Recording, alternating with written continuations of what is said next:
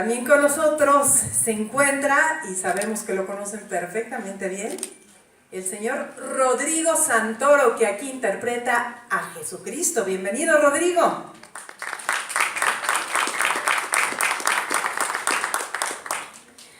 Ahora, el hermano incómodo, el hermano que siempre hay en cualquier familia, aunque no a estos niveles. Qué gusto tener con nosotros a Toby Kebbell interpretando a Mesala. Bienvenido, Toby.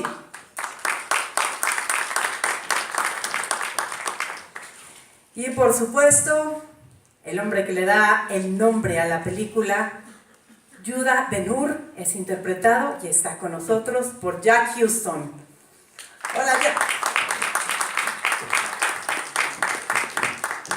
It's really an honor having all of you here. Es un verdadero honor tenerlos a todos ustedes aquí. Y I'm going to begin with a question in Spanish. The translators are going to do their job. Voy a empezar con la primera pregunta en español, y después nos iremos con ustedes. Ya tenemos absolutamente el orden, pero pues habrá oportunidad de hacer preguntas. Y yo quisiera empezar por lo siguiente. Esta es una película espectacular. La vimos en 1959 y nadie podía creer lo que se estaba haciendo. Ahora vemos estas carreras con las carrozas y los caballos, y sabemos que se utilizaron los menos efectos especiales posibles, que lo hicieron ustedes. Que muchas de estas escenas las vivieron ustedes en carne propia y fue todo un tema. Tanto así que me encantaría preguntarle tanto a Roma como productora qué implicó eso, a los señores. The day that we started the horse race, and the character of Pontius Pilate drops the kerchief and the rock dropped, and those horses came out through the gates. It was one of the most exciting days on the set for everybody, but we were relieved a few months later when the sequence finished that everybody was safe and that no horses had been injured at all during filming. ¿Qué tal ustedes, los señores que lo vivieron, los actores? Ahora sí que empezaron escena con diciendo, me deberías haber matado, como vimos ya en el tráiler, y de ahí salir, ¿cómo fue la experiencia? It was amazing because Timur, our wonderful director, said to me and Toby very early on that if people are going to enjoy this retelling of this beautiful story, we have to be in it. We have to be on those chariots. We have to be with those horses. And you know, with an audience today which is so submerged in so much CGI and special effects, in a film like this, which is such a true character piece, as soon as you start using too many special effects, it pulls you straight out of the story, takes you away from the characters. So me and Toby, we trained tirelessly for months, just so we could be up there on those chariots, and every time you see us with those horses, that's us with those horses. And it only added to it because I think when you're going around the track with those horses, sometimes with 32 horses going around the arena, it's as close to death as you'll probably get. It's quite an experience. It's amazing. Just to add to it, I've ridden a bike. Microphone's not on. Oh, it isn't.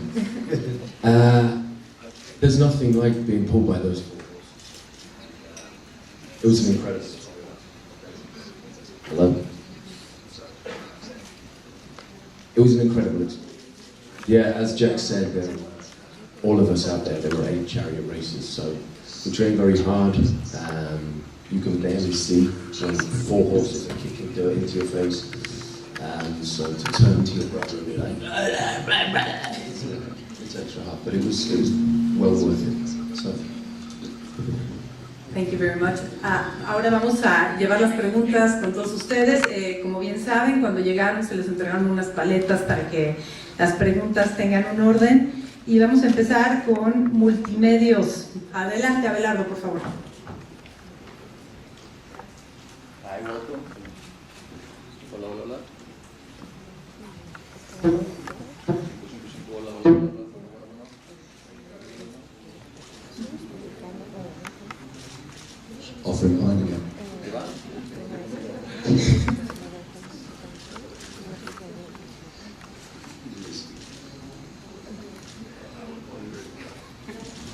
Hola, hola.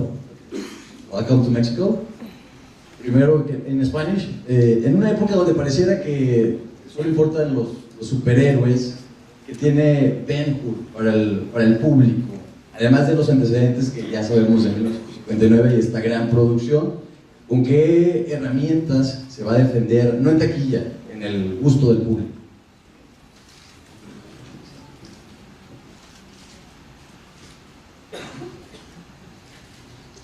I think this is a story of forgiveness, and this is a new translation of that Jack Huston classic, and the film was made in 1929. It was such an epic race. And so this is very competitive. You know, we have the ability to tell a story that, you know, as a teenager, you're at home, my character's at home, and you want to prove something, you want to have stature, and how those paths can separate you from your family. And it's a beautiful story. It's not a story about being necessarily the good guy or the bad guy or the hero. And each of us have that opportunity. And it's, you know, adding on what Toby said, it's, the 59 version was a story about revenge. And this, which is kind of beautiful, is it's a story about hope and redemption and forgiveness. And in today's world, you know, this is a story that was written 130 years ago. Lew Wallace wrote this beautiful book, and the idea that we're still talking about it, let alone retelling it in such sort of imaginative, incredible, creative ways, is just a sort of testament to the beautiful work that Lew Wallace did. And anyone who sees this version, you know, will realize very quickly it's a very different retelling of this amazing story, and it's something that in today's world, like you said about superheroes and prequels and sequels and all that kind of stuff, this is a beautiful character piece surrounded by amazing action, but at its heart it's a very beautiful story and something that we all sort of fell in love with. And you know, when you fall in love with a story, that you find the impetus to go and make that movie and do the best you possibly can. We're really proud about this one. Y en ese contexto, y dándole un poco de seguimiento a la pregunta de Abelardo, a mí me encantaría preguntarle a Rodrigo, la presencia, porque además es una historia en los tiempos de Jesucristo, la presencia de Jesucristo y todo lo que su mensaje implica en la película de Ben-Hur, ¿qué agregarías a lo que dicen los hermanos en este sentido? Buenos días. Yo lo voy a intentar contestar en español. Si no entienden algo, díganme. Bueno, alguien me ayuda. Bueno, la presencia de Jesús lo que agrega todo. Te voy a decir la diferencia de personaje, creo, de Jesús en esa película, porque hay muchas comparaciones con la de los años 50 y que es natural, pero la idea del director de esa película es traer una figura de Jesucristo un poquito diferente de lo que estamos acostumbrados a ver, una idea de traer un Jesucristo un poco más humanizado, más cerca de la gente, más mezclado entre la gente, y naturalmente lo mismo Jesús, el Hijo de Dios, con las Escrituras, estamos respetando a todo, pero la idea es que podemos tener que Jesús sea más accesible. Creo que esa palabra puede traducir la idea del director en la película. Naturalmente, por los encuentros que Cristo tiene con Ben-Hur, la presencia de Jesús está en toda la historia, porque está adentro, está en el corazón, y Él lo trae durante toda su transformación, durante la película, hasta que al final, bueno, hay un cambio profundo, una transformación profunda. Pero claro, eso está directamente, creo, ligado a los encuentros que ha tenido con Jesús. Gracias, Rodrigo. Ahora nos vamos con el periódico Reforma, que se encuentra por allá. Adelante, por favor, compañero.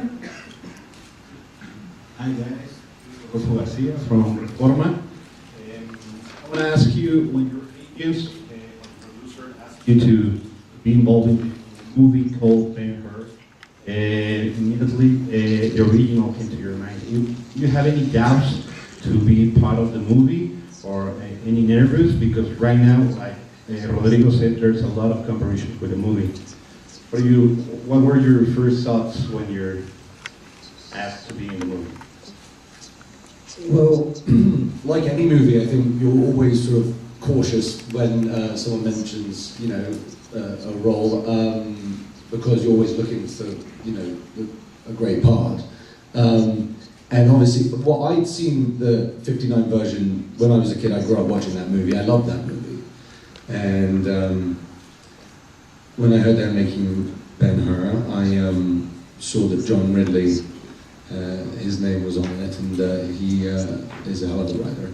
And then I read it and I realized, wow, this is something very new and fresh, new telling to a new audience, because a lot of people haven't actually seen the 59 version. And in a way, this is bringing the story of Ben-Hur to a whole new audience, which I thought was beautiful. But I look at it very much as an art form, cinema. So, you know, if a painter was asked to paint a landscape and then you ask another painter to paint the exact same landscape, you're going to turn out with two very different paintings. And that can keep going. That's sort of a beautiful thing.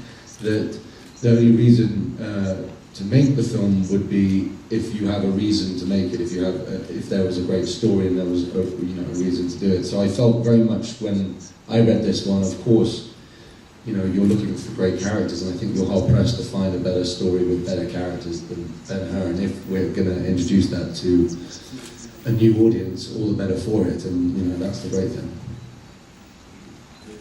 In addition, slightly more selfishly, and I apologize for that, but the opportunity to drive those chariots and to learn that skill is something that's very hard to turn down and turn away.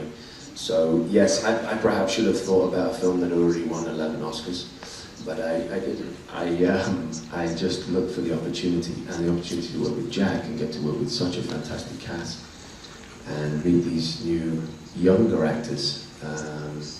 Just a phenomenal time, and to shoot in Rome. Not to go on about how selfish I am, but it was a beautiful opportunity, and so hard to turn down.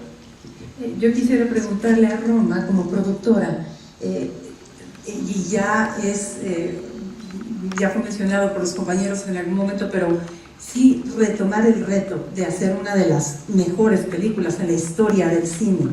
Se habían visto versiones quizás para televisión o una versión muda en algún momento, pero en este momento como productora, y además con una carrera impresionante que ya tienes como productora y como actriz, ¿qué te hace decidir a ti hacer Ben-Hur?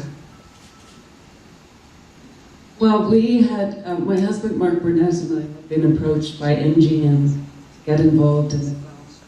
It's a story that needs to be told now more than ever. I think that the story of forgiveness and reconciliation is needed in the world that we live in. And there's much talk, of course, of the 1959 movie. People, it's 55 years ago.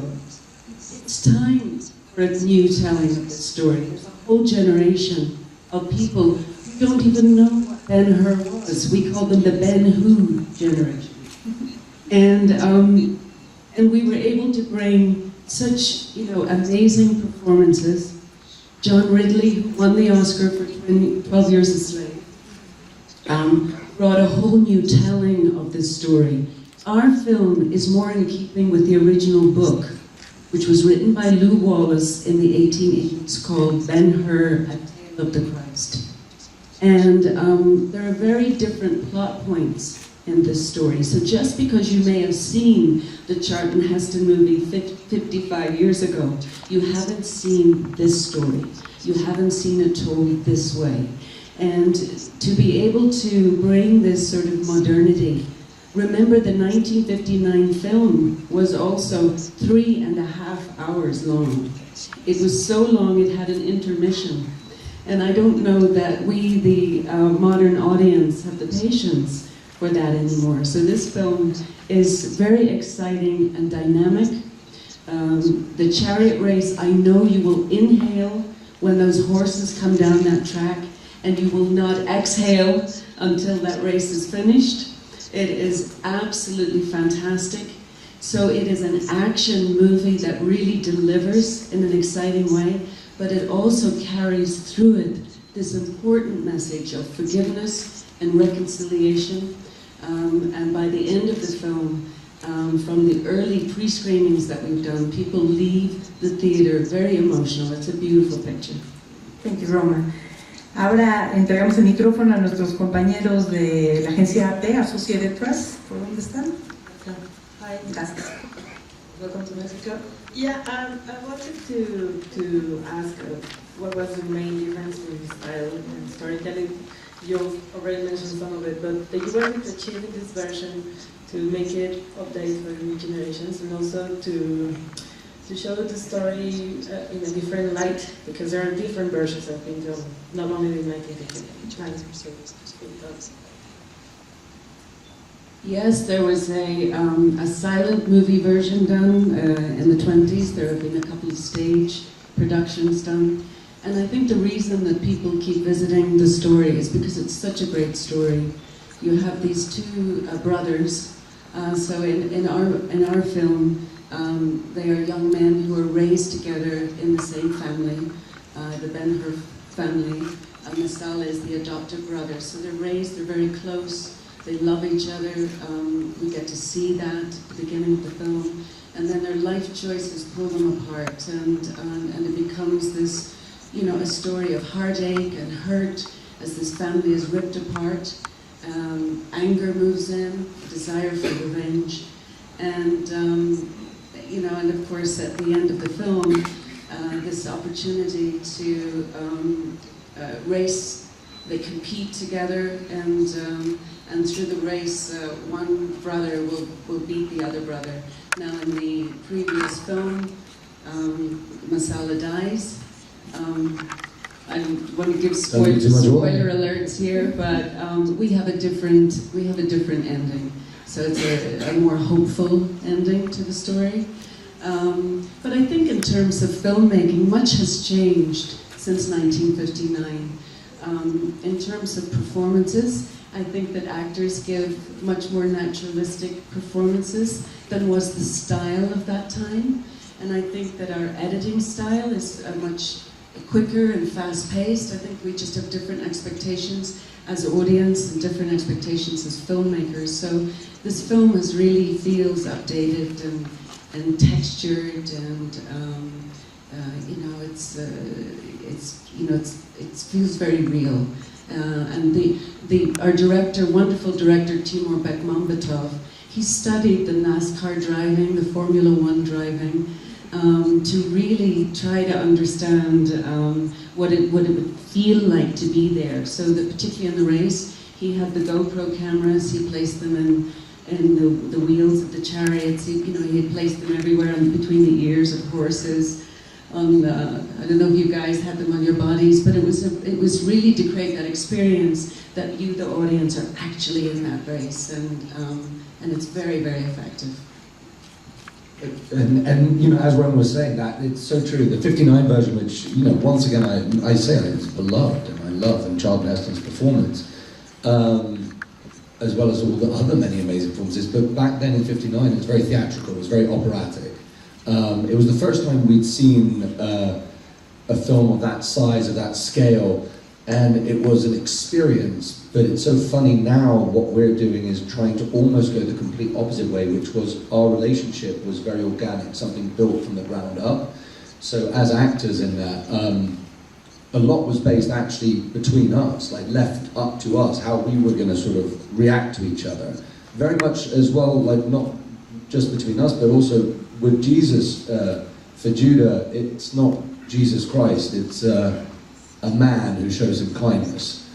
So that's much more relatable, in a sense, for an audience, because it's putting across an amazing message, which is, you know, for Judah, you know, this guy comes into his life in the moment where he needs him most, when he's at his lowest, and he offers him water, and it's that simple act that in a way carries him through. And it's simple things like this. When I go to the movies, I go for an experience, and I go to lose myself and hopefully learn something. It's like if I see a film about paint, I want to paint. If I want to see a film about writing, it makes me want to write.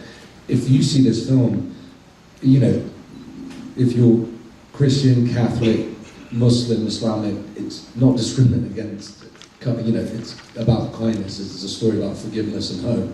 And it's the kind of reason why we go to the cinema is for this experience and, you know, hopefully take something away from it.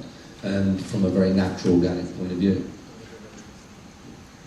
Vamos ahora con Milenio. Adelante, Iván.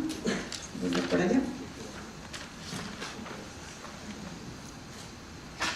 La diferencia de la primera película, en años se ha visto que hay una disminución de las creencias religiosas por las nuevas generaciones. Entonces, me gustaría saber si hay alguna especie de responsabilidad o de intención frente a ese grupo de personas que ya no creen en Jesucristo, por ejemplo, como tal. Well, I certainly think that there's an opportunity through this film for people to feel closer to the experience of Jesus.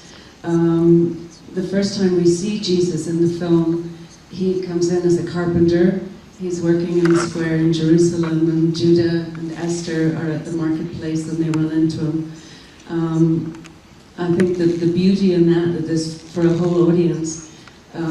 They may think he's just a guy in the marketplace, and it isn't until he speaks of the kinds of things that he's saying, where he speaks of love and the importance of goodness, that I think the contemporary audience will really begin to realize that it is Jesus in the story.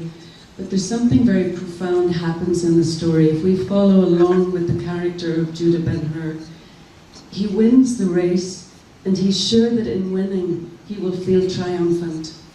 But he only feels empty. He feels absolutely empty.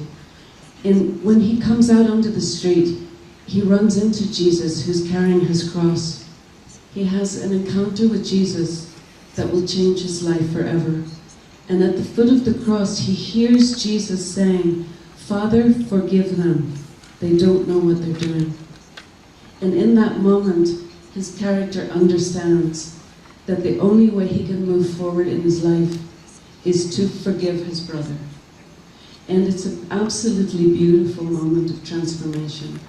And each of us, I think there's such an opportunity in that moment for us all to realize that a way forward is to love each other and to forgive each other. And whether you're a Christian or not, the essential thinking of Jesus' philosophy is a very powerful one. And, you know, it's a very good one to live your life by. Rodrigo, ¿te gustaría a ti comentar un poco esta pregunta? No, es que Roma ya ha contestado todo.